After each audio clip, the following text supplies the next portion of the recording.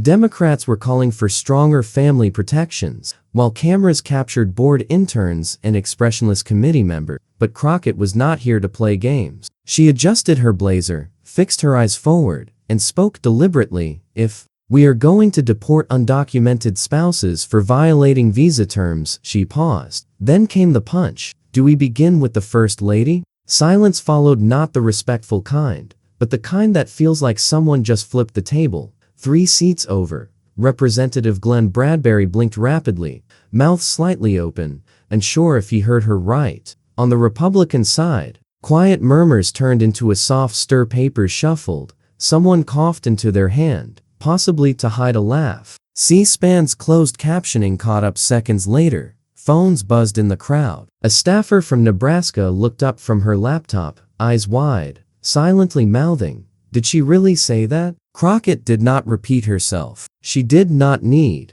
to. She took a sip of water, glanced at her notes, and let the moment breathe. Representative Paul Gentry, who chaired the hearing, cleared his throat like something was stuck in it. "Let's keep this discussion respectful," he muttered, partly to Crockett, partly to the cameras. But it was already out there, the footage, the moment, and the internet had it. In the back row, freelance journalist Lex Torres was already typing. He did not quote her word for word. He did not need to. His post read, "Crockett just threw a grenade. Said deport your immigrant wife." It took 13 minutes for the hashtag to trend and less than 2 hours to reach national news. Inside the hearing, the mood had shifted. Gentry tried to move on, calling a representative from Arizona, but even he fumbled, tripping over his own words on visa policy. Crockett did not smirk. She did not look smug. She looked tired but locked in. That line? She had planned it, likely rehearsed it,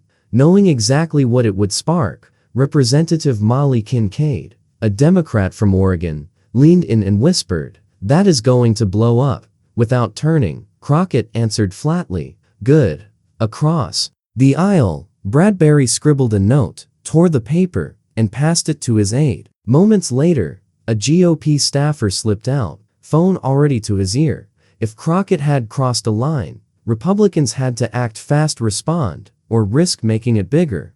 Outside, reporters were already swarming. Lex Torres was live. "She did not name names," he said, "but we all know who she meant. Look, we've all heard the stories about Melania's visa situation. No one talks about it because," he shrugged. "Well, they will now." Inside, the hearing dragged on, but the atmosphere had clearly changed. Even the usual policy talk sounded sharper. Everyone felt the weight of what had just happened, even if no one dared say it aloud. 10 minutes later, Jasmine left the room, walking straight down the hall with her staff. She was not taking questions, not yet, but she did not seem shaken. She looked like someone who had finally said the thing others had tiptoed around for years. And while she exited calmly, inside the White House, chaos was already unfolding. Not even an hour had passed since the hearing ended. When the storm reached the West Wing, inside the private dining area near the Oval Office, Donald Trump stood behind a chair,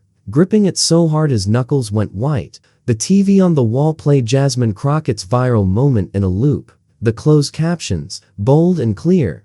"Do we start with the First Lady?" Trump did not blink. He did not sit. He did not even yell at first. He just stared at the screen like it had insulted him personally. Hope Daniels, one of his top advisors, stepped forward. "We are working on a quick press. Do not write anything," Trump snapped, still locked on the screen. "This woman just suggested my wife should be deported. She said it publicly." Daniels froze. The room was full. Chief of Staff Vic Marino, Press Secretary Carla McNair, Deputy Director Rudy Finch, and a legal advisor no one could name. Everyone looked around, hoping someone else would speak up. Trump turned sharply. Where the hell was Paul Gentry? He should have shut that down. "He tried, sir," McNair offered. "He asked for order, not order," Trump barked. "He should have removed her, suspended her. If a Republican said that, they would be thrown out." Silence. No one wanted to mention that Crockett had not actually said Melania's name. That kind of correction could cost someone their job.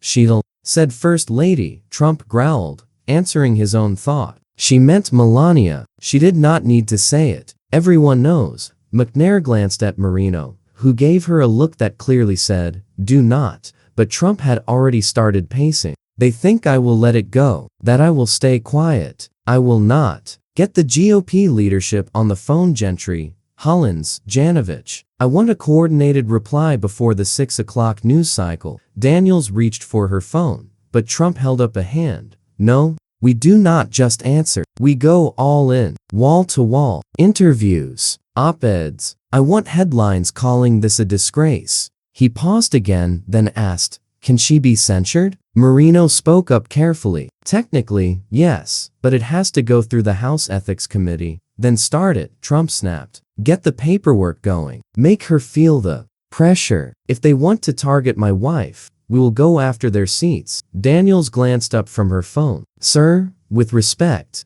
if we push too hard, it might bring even more attention to Melania's immigration history. It is already trending." Trump turned slowly. "What do you mean trending?" She held up her phone, screen facing him. Top posts on X, formerly Twitter, were filled with "Deport Your Migrant, Melania visa," and Crockett was right. One post had over 500,000 views in 30 minutes. Another was an old interview clip from Larry King Live, where Melania avoided a question about how she first worked in the U.S. Trump's expression titan. "Find all of them. Every last one. I want those accounts suspended, reported, shut down. I do not care how. No one moved. They are dragging my wife through the dirt, and we are just sitting here," he said.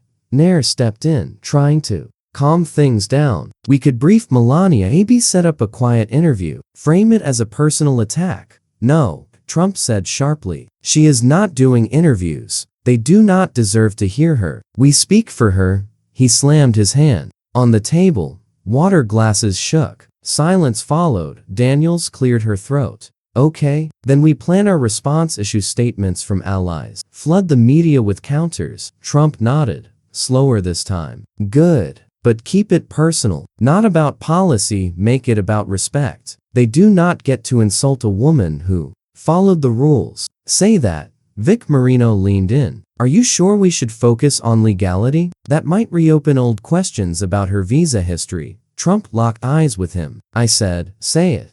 Outside the West Wing, reporters were already lining up on the North Lawn. Questions about immigration had taken a sharp turn. Inside, panic had shifted to planning. Not because the anger faded, but because now it had a target. Even as the White House prepared its defense, one thing remained out of their control: public opinion. By the time the evening news aired, every major network led with the same story, though each took a different tone. Some labeled Crockett's words irresponsible, others called them courageous. But they all raised the same issue: Melania Trump's immigration path. That irony was clear. This administration had built its message on tough immigration laws. Now, the First Lady's past was under the same microscope. Cable news looped the clip of Crockett alongside older, grainy photos of Melania's early modeling work in New York. The comparison was stark, and people started asking, how exactly did she go from Slovenian model to American citizen? By 9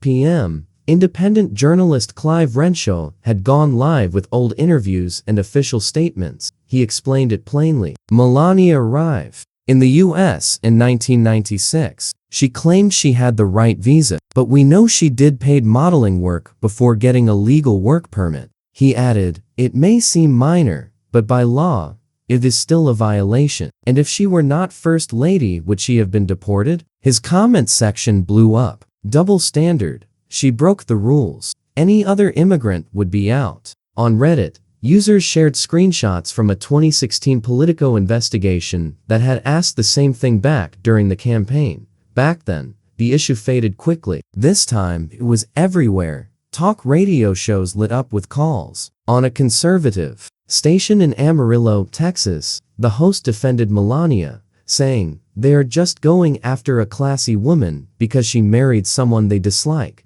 But even he paused when a caller asked if she broke the law. Why does she not face consequences? The host stumbled, then changed the topic. That night, Fox News ran a short piece defending Melania, calling the criticism petty and pointless. But CNN and MSNBC went deeper. They brought on former immigration lawyers who had defended people deported for infractions even smaller than the one Melania was accused of. A former ICE attorney said, "I have seen mothers deported just for using the wrong social security number to get a cleaning job." He continued, "What we are seeing is a painful double standard affecting millions." People began sharing their own experiences. In Phoenix, Arizona, a mother of two recorded a TikTok at her kitchen table. Her husband was deported in 2022 after overstaying his visa by 6 weeks following a layoff during COVID.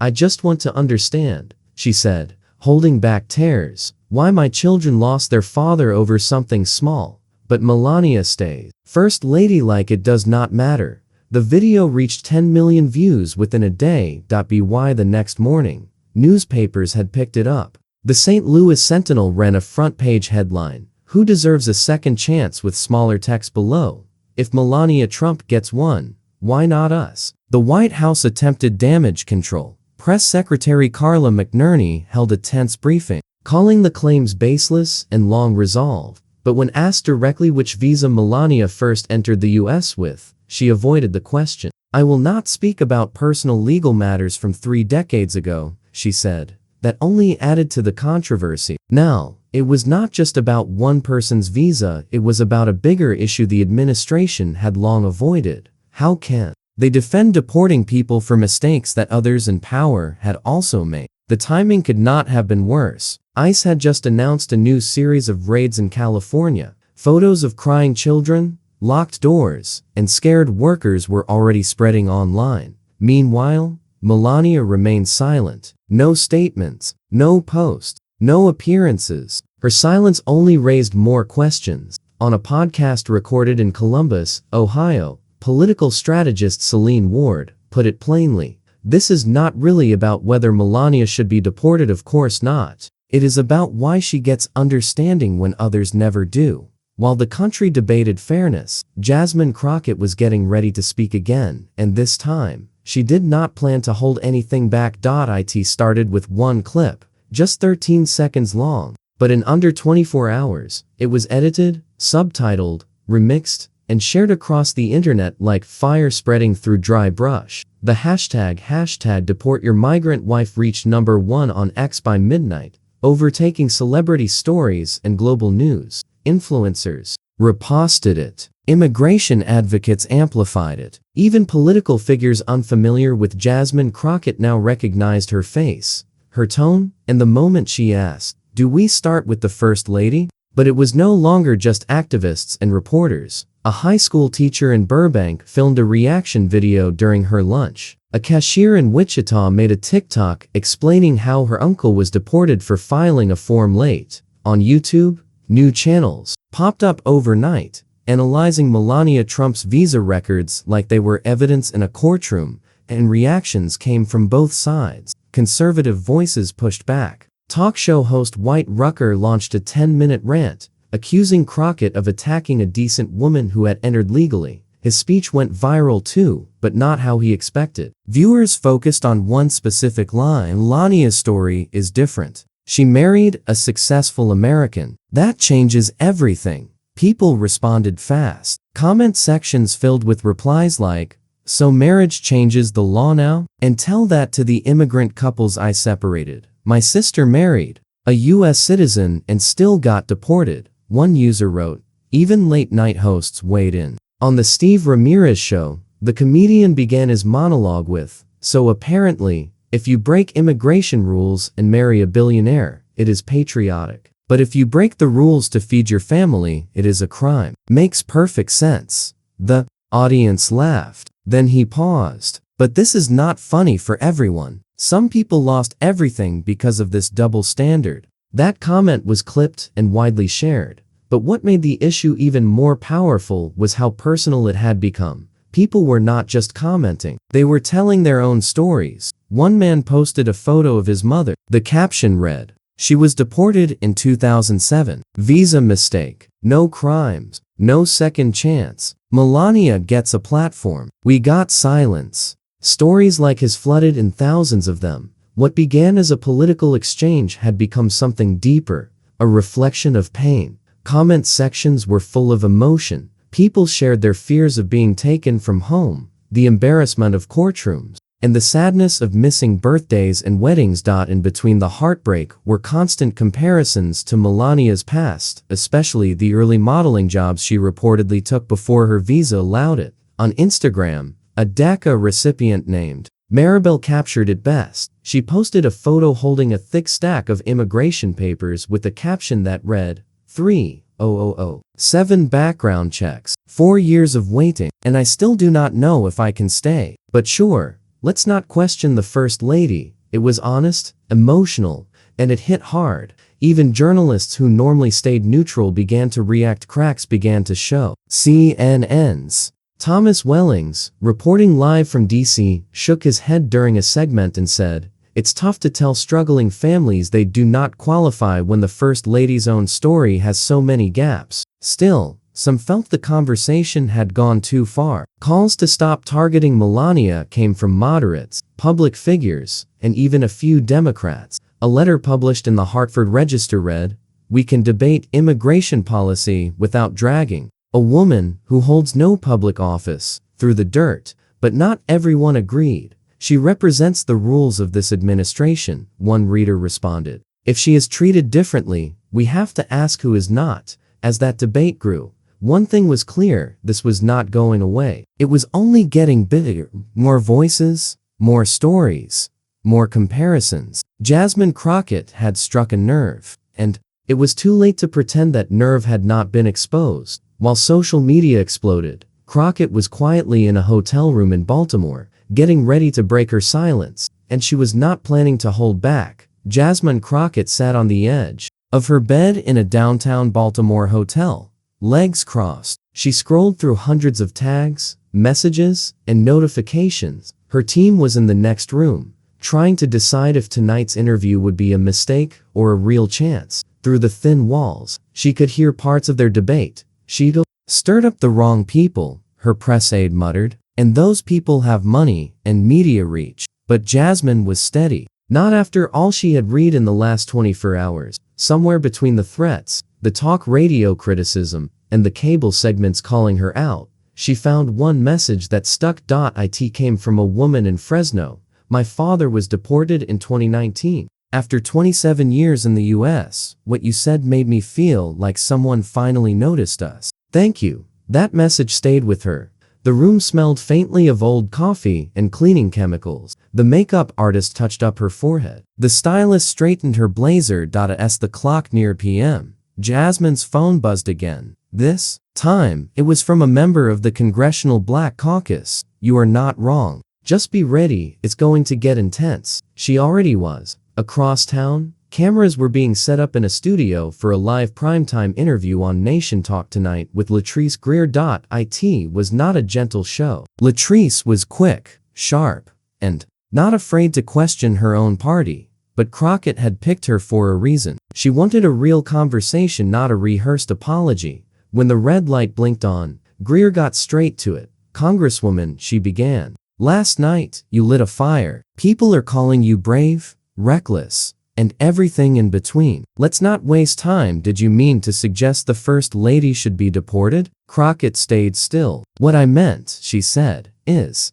that we cannot keep applying immigration law harshly and precisely to one group, and then act like those same rules do not apply to the powerful." Greer leaned in. "You could have said that 100 different ways. Why this one?" "Because people ignore the truth when it makes them comfortable," Crockett replied, voice calm, "but they freeze when the truth hits close to home." "I was not attacking one woman. I was revealing a system." Greer nodded. "You did not say her name, but you knew who people would think of." "I did," Jasmine answered. "And that silence after I said it, that was the truth showing up." No one had a real answer. They just wanted to avoid the topic. The interview aired live, without edits. Within minutes, clips began appearing online. Her most shared quote came after Greer asked if she regretted her words. Crockett responded without pause.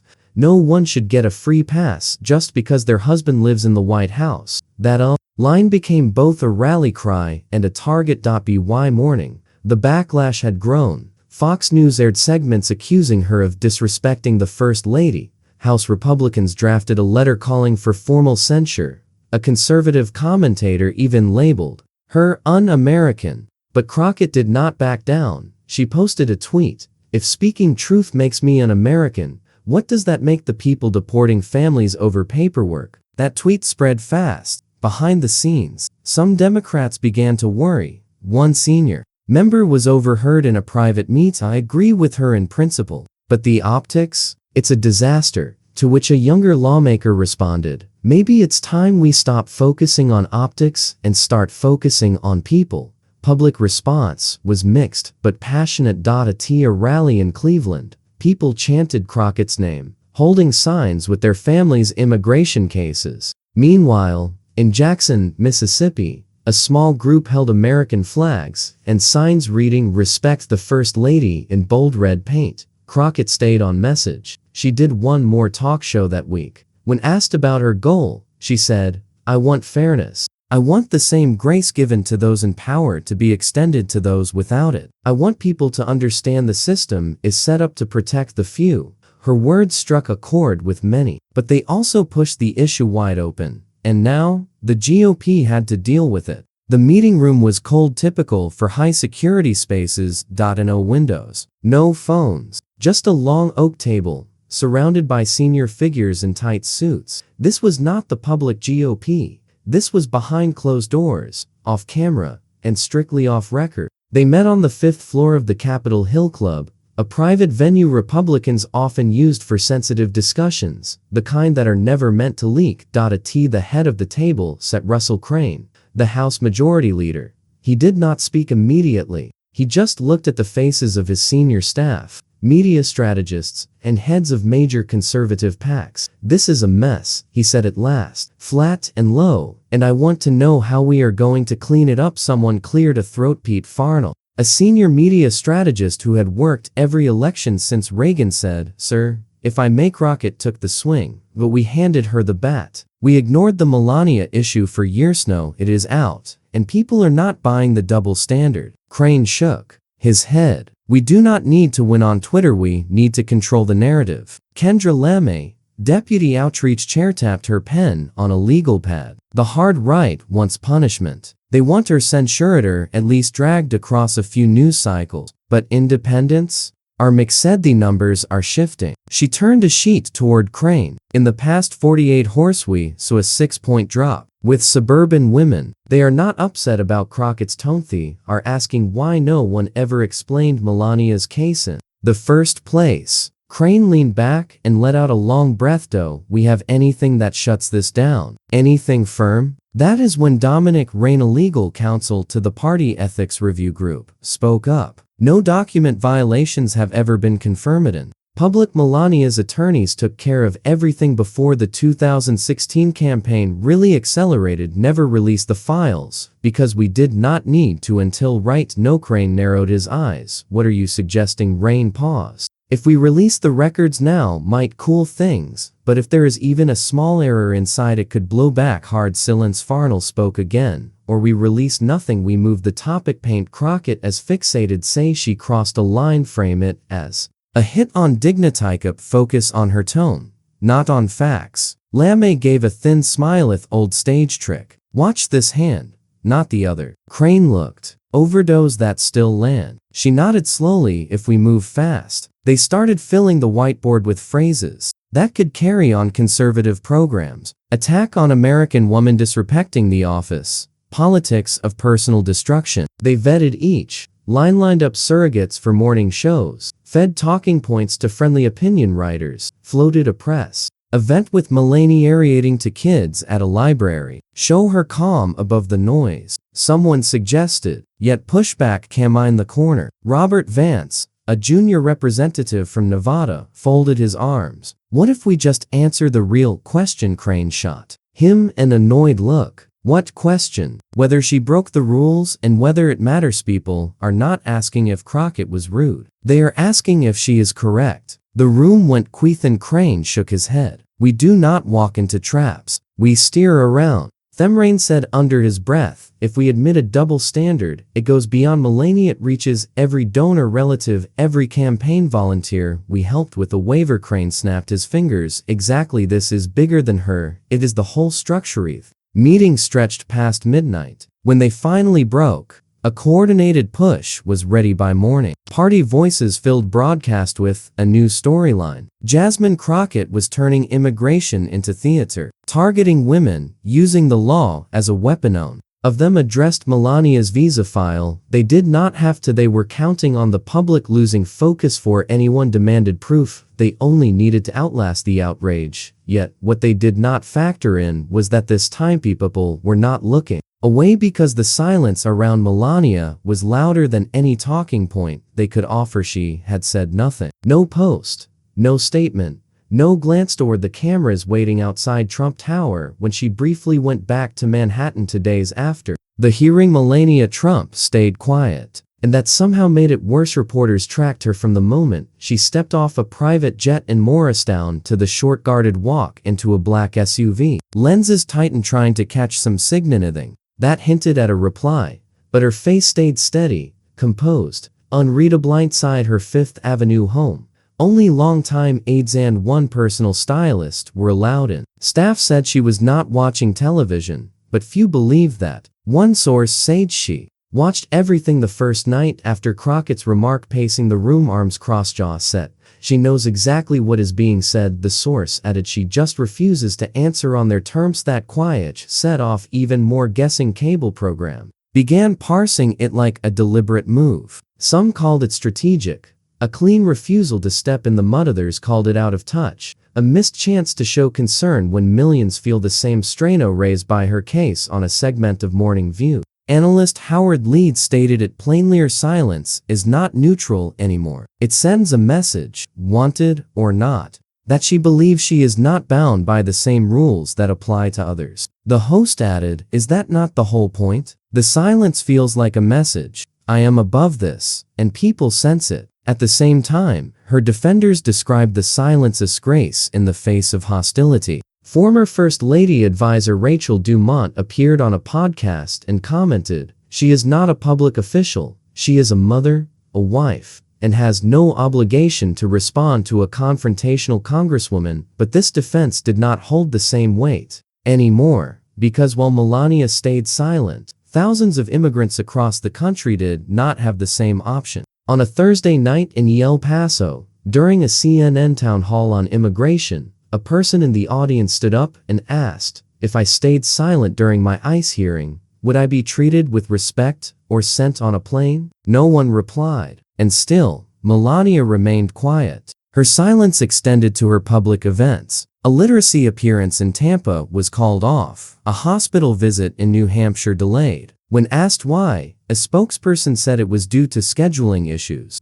But insiders were not fooled. The White House did not want her facing questions, not when journalists were ready to ask about Crockett's comments and Melania's immigration background. Some aides floated the idea of a safe interview, perhaps with a friendly media outlet, a scripted Q&A, avoiding visa talk, just motherhood, style, and philanthropy. Melania declined. She does not want to justify herself, said one aide. She does not think she needs to. Still, the public was not satisfied. This time, people wanted more. Mistakes can be forgiven, but indifference is harder to overlook. In a strong op-ed for the Kansas City Ledger, immigration lawyer Priya Sethi wrote, it is not just about breaking rules. It is the silence, the luxury of staying quiet while others must beg to be heard, that really hurts. Her words resonated across the aisle. Even some Republicans privately admitted the silence made things worse. She should have spoken, an unnamed aide told Politico. Even a brief statement, like I support the immigration system, could have helped. But this disappearing act just adds fuel. Yet Melania remained unmoved, and no matter how loud the reaction got, she seemed committed to staying out of it. Or perhaps she was just waiting for it to blow over. Back in D.C., Jasmine Crockett had noticed. She commented during a casual press stop outside her office. People are jumping through hoops to keep this woman from answering a basic question, she said. If I, a black congresswoman, had even one visa mistake in my past, I would be buried in red tape until my career ended. But Melania Trump? She acts like none of this applies to her. Crockett did not smile or raise her voice. She just gave a shrug. The silence speaks louder than any of us. Still, as Melania remained hidden, the country was slowly waking up, and voices, once too afraid to speak, were stepping into the spotlight. In a modest apartment in Stockton, California, Rosa Alvarado sat at her kitchen table, her youngest daughter asleep on her lap. The TV was muted, but the headline on the screen was clear: Melania under scrutiny in immigration row. Rosa was not an activist. She rarely talked politics. She worked long hours at a food plant 6 days a week, 12 hours a day.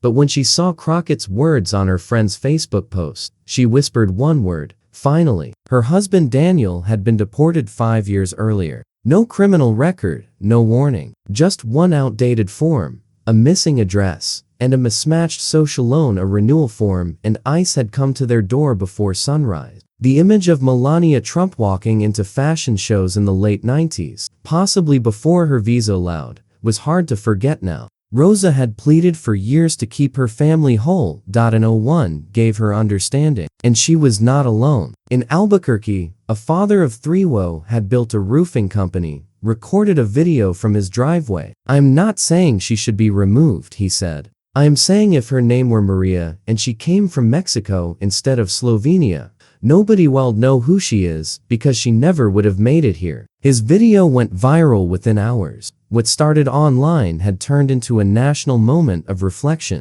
The country was seeing itself clearly. One immigration system strict and cold, the other soft and silent. Faith leaders spoke. Civil rights lawyers, even a few retired immigration judges, began to speak up during a public radio panel. Former Judge Lyle Romero said he have had to deport teenagers over small paperwork issues. "I signed those orders in tears. Do you think I wanted to do it? The law only bends if you have influence, and that is the problem." It was getting harder for politicians to stay silent. Voters were calling offices, and local news outlets were printing letters from readers asking for answers, not just about Melania's case, but about the system that allowed it to happen. At a town hall in Toledo, Congressman Brent Galloway, a center-right Republican, was confronted by a woman who asked him directly, "Do you think people should be deported over technical visa problems?" He paused. "It depends," she replied. She quickly said, "So it is a case if it is Melania Trump,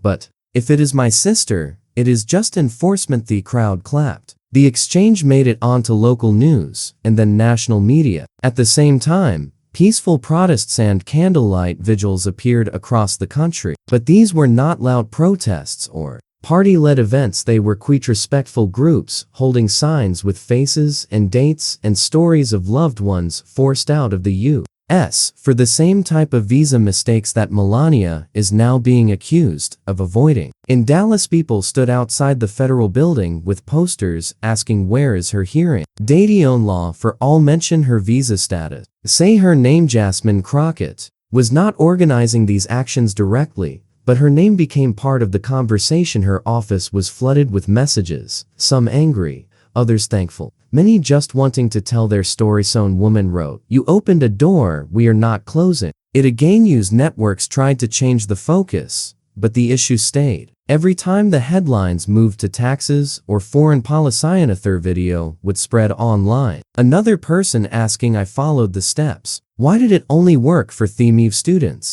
We're speaking up in Sacramento. High school senior named Layla gave a speech in her government class. Her mom had been denied a green card 3 times. "I was only 10 when they took her away," she said. "If this can happen to families like mine, why does the First Lady get a free pass? Is that what being American means? Will you marry her?" Teacher recorded it. Her friends shared it. CNN aired the clip 3 times during an evening news block. This was not about Crockett and Amorian. It was not only about Melania either. Now, it was about the people, the ones who had lived through immigration policy quietly, without media attention, without big speeches. But while the country was now asking serious questions, the political pressure was also rising. And it was only a matter of time before something. Gavith first public polling came out quietly, late on a Sunday, hidden below stories about markets and global trade. But insiders noticed quickly. President Trump's support among independent voters had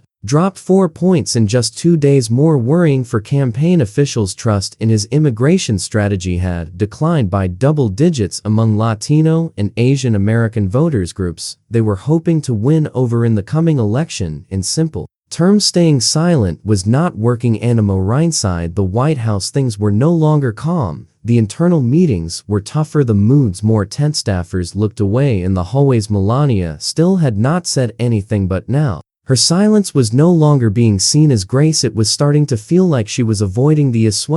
Is not running for office, one aide said under his breath, but somehow she is the one dragging the team down. In the Roosevelt Room, a strategy meeting stretched late into the evening. Communications Director Carla McNarrett, her hand on the table after the fourth rejected version of a press release. "We are defending something we should have handled years ago," she said sharply. "Why did we not get in front of this?" No one responded. Then, in a quiet voice, Deputy Chief of Staff Colin Frey said what no one else wanted to say out loud, "Because we assumed no one would ever be bold enough to raise it." Jasmine Crockett had done just that, and now, the public was not ignoring it. At the same time, Trump was getting irritated, not over the polls, that was someone else's problem, but over how often he was being asked about Melania, a tarmac and Charleston during what should have been a routine campaign event. A reporter yelled, "Do you believe your wife's immigration history should be questioned?" Trump turned with a tense jaw and spoke into the microphone. "App shot total disrespect. She has done more for this country than that Congresswoman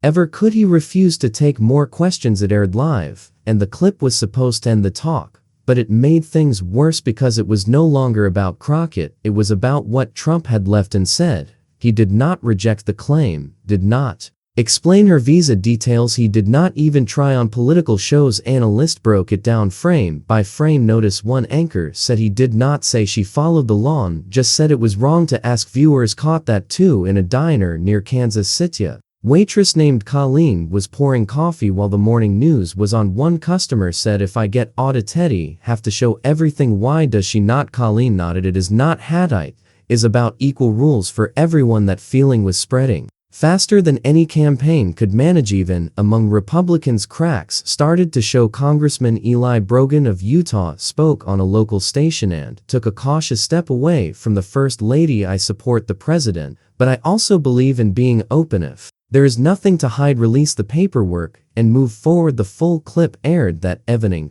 Got a phone call from Trump's team. Was not a warm one, but Brogan was not alone. A quiet group of Republican lawmakers began to question whether staying silent was a smart move. The midterms were coming. People were speaking up, and defending someone who refused to talk was starting to sound like bad strategy. Meanwhile, Crockett stayed steady and focused. She did not chase media attention. She did not show off, but when asked on a radio show in St. Paul, she had second thoughts. She replied clearly, "No, did not say anything cruel. I said what was true." Then she paused, and if truth makes some people uneasy, maybe they should ask themselves why. Clips from that interview spread widely in grocery store parking lots and barbershops, at PTA meetings, and things started to shift. People were not just reacting anymore, they were rethinking not their politics or their values, but what fairness really means and who it is made to protect. For every angry comment calling Crockett a disgrace,